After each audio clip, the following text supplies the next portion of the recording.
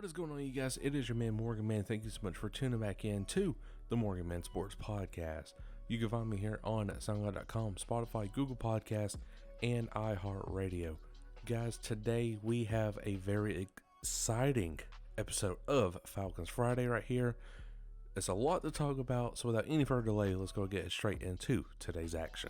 So to kick off Falcons Friday right here, ladies and gentlemen, we are talking about the Atlanta Falcons potentially training against the Miami Dolphins and the Buffalo Bills during this year's training camp. Yes, this is very exciting, and honestly, I'm looking very forward to it pretty much. Yes, we do face them in the preseason, but that is the preseason. Basically, what preseason means is you're testing out the waters on some new plays, not all. You're getting players adjusted to new schemes that they were not used to in college, and just many more things. And the Atlanta Falcons taking a decision not only to train against these teams, but again, they are AFC teams.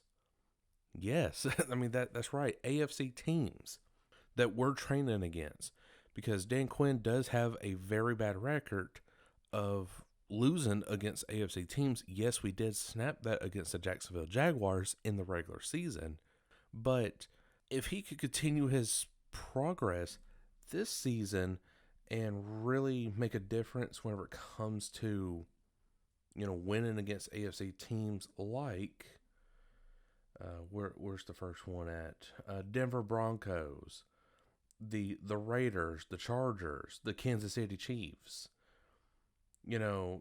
That's going to be very good. Now, yes, it's only 4 AFC teams, but those teams are very good.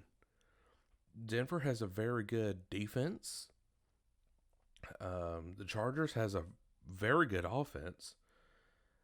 Chiefs is just overall great. And so, I mean, it's going to be very beneficial for the Atlanta Falcons to go up against the Bills and the Miami Dolphins, because the Bills definitely are getting better by the year.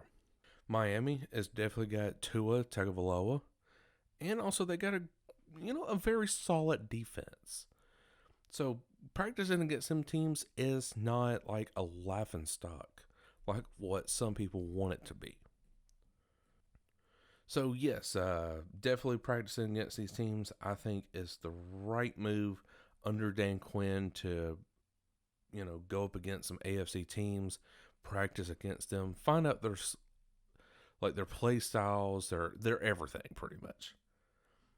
Oh, and of course, we do have the Bengals, so that's another AFC. We pretty much got all AFC teams during this preseason right here. So if we could honestly go 3-1 against these AFC teams in the preseason, I definitely have a very strong feeling that the 2020 season is going to be good to us. So now we are moving on over, ladies and gentlemen, to Young Way Koo. Yes, that's right. The Falcons still considering adding competition for Young Way Koo. Now, they definitely learned their lesson from last season where they let Giorgio DeVecchio, if I'm pronouncing that name right. It's been a little while since we've heard that name, and it was a little hard to pronounce that. But DeVecchio, let's just say that DeVecchio.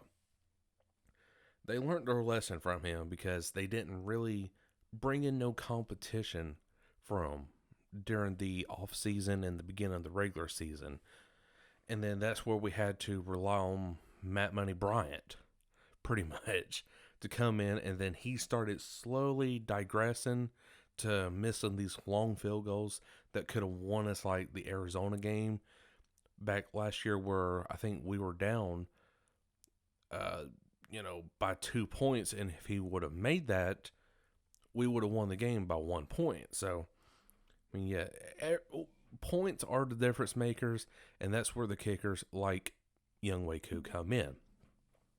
Now, as great as a talent that Young Way Koo is, definitely he's a monster with the onside kicks, recovering 2 or 3 straight onside kicks against the New Orleans Saints on Thanksgiving night. I definitely did like that. So bringing in competition is definitely the right move, I think, just to, make sure that if Young Way Koo didn't just have a lucky streak last season, then, he's going to be good. So Dan Quinn mentioned the inability to have live workouts with players during the coronavirus pandemic, and that's likely the reason the Falcons are yet to sign another kicker. Atlanta did use one of its 6 draft picks to add punter Sterling Hofshire, if I'm pronouncing that right, sorry if I'm butchering your name, to its roster in the 7th round pick, but did not select a kicker in the draft or sign one of the undrafted free agents. So right now, it does look like they are wanting to, but they have yet to because of this coronavirus pandemic. So be on the lookout for that whenever, the news does break out. And of course, I will be tweeting that. So the last subject I do want to talk about right here, guys, is the Falcons are going to feature John Cominsky in 2 different roles, or John Cominsky in a different role in year 2. Mispronounced that, I do apologize. So when the Atlanta Falcons selected John Cominsky in the 4th round of the 2019 NFL Draft, head coach Dan Quinn had a vision of how he could feature him in his defense. A 6'5", 285-pound John Cominsky has decided to play inside and the speed of coming off the edge. After primarily spending time defensive end at the University of Charleston, in his first season with the Falcons, Cominsky will be moved to defensive tackle in some 3rd down scenarios. In our base package, we're going to keep him at defensive end, and then we do want to see him work some inside. We did that some last year, and that was part of his progression. Quinn said on Tuesday, 1st and 2nd downs, he will play defensive end, and then on some 3rd down scenarios, definitely work him inside. As Cominsky started to get more comfortable in Atlanta's defense, he suffered an ankle injury that kept him sidelined for 6 games in his rookie year. In the 10 games, he saw action in Cominsky recording 11 tackles, 2 quarterback hits, and 2 passes defense. The 24-year-old is expected to have a significant role in the Atlanta's defense line play in the upcoming season. After finishing number 29th in the league in sacks and number 15 in the run, the Falcons have polarized their defensive line in this offseason. Atlanta signed outside linebacker Dante Fowler in free agency and drafted defensive tackle Marlon Davidson in the 2nd round of the 2020 NFL Draft. The Falcons also re-signed defensive tackle Tyler Davison and defensive end Alan Bailey this offseason. After a 1-7 start to the season, the Falcons drastically turned their 2019 season around following the bye week. Quinn made a few changes on his coaching staff, and with the main one being the move of Raheem Morris back to defensive side of the ball. Morris and linebackers coach assistant head coach Jeff Ulbrich called Atlanta's defense, and their unit saw significant improvement. The Atlanta Falcons went 6-2 over the final 8 games of the season. In that last 8 games, the Falcons defense ranked number 1 on 3rd down, number 5 in points allowed per game, 16.9, and number 5 in red zone touchdown percentage. The Falcons named Morris defensive coordinator immediately following the last game of the 2019 season. Atlanta used 4 of its 6 draft picks on defensive players, including cornerback A.J. Terrell, who was selected 16th overall. Davison was drafted in the 2nd round, and linebacker Mikael Walker and safety Jalen Hawkins were both selected in the 4th round. So after reading this entire article right here, guys, I do like this decision right here made by head coach Dan Quinn, and of course the influence of Raheem Morris and Jeff Ulbrich, which will definitely have a huge impact in this year's 2020 Falcon season. Now, I did say this when I was on the YouTube version of my podcast right here, talking with What's Up Falcons. I'll have that link down below for you guys to check that out. But I told him, I was like, look, some people might not like it, but I do.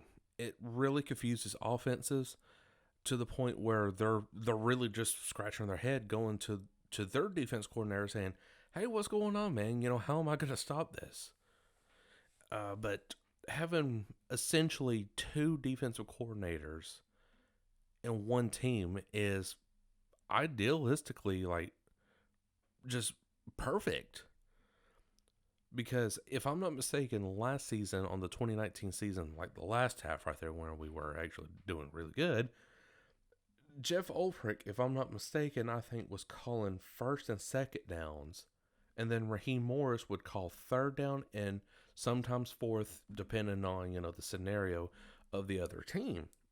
So that makes me wonder, are they still going to have that same role, but now maybe switch it around a little bit? Where Jeff Ulbrich would do a third and fourth down situation while Raheem Morris did a first and second down? I think that could work. Having two defense coordinators is going to work for the Atlanta Falcons. Now, yes, I mean, they're not publicly like just coming out saying, hey, we got two defensive coordinators. But in all honesty, it looks like it, and I think it is going to be it.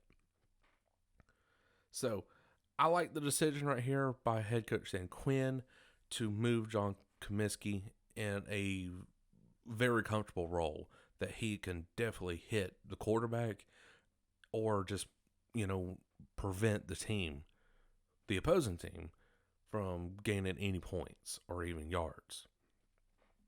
So the Atlanta Falcons are making strides this offseason to become one of the best teams in the 2020 NFL season and have a chance to go to the Super Bowl this year, of course, pending COVID-19 situations. So with all the training camp, news going on right here, going with the Buffalo Bills and the Miami Dolphins, that's great for the perspective of the Atlanta Falcons practice against AFC teams, getting to know the roles and the styles of what AFC play calling really means.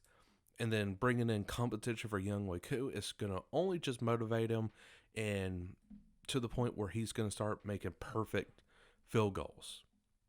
And now adding John Cominsky to a role that is definitely fitted for him, the Atlanta Falcons, I have no doubt, will at least be a top 10 defense or overall a top 10 team this offseason. So guys, that is all the time I have for today's episode of Falcons Friday, but I sure hope you did enjoy today's episode. And if you did, make sure to like button here on SoundCloud.com, Spotify, Google Podcasts, iHeartRadio, Stitcher, everywhere that you are finding your podcasts at. Till then, I, Cole Morgan, will catch you all later.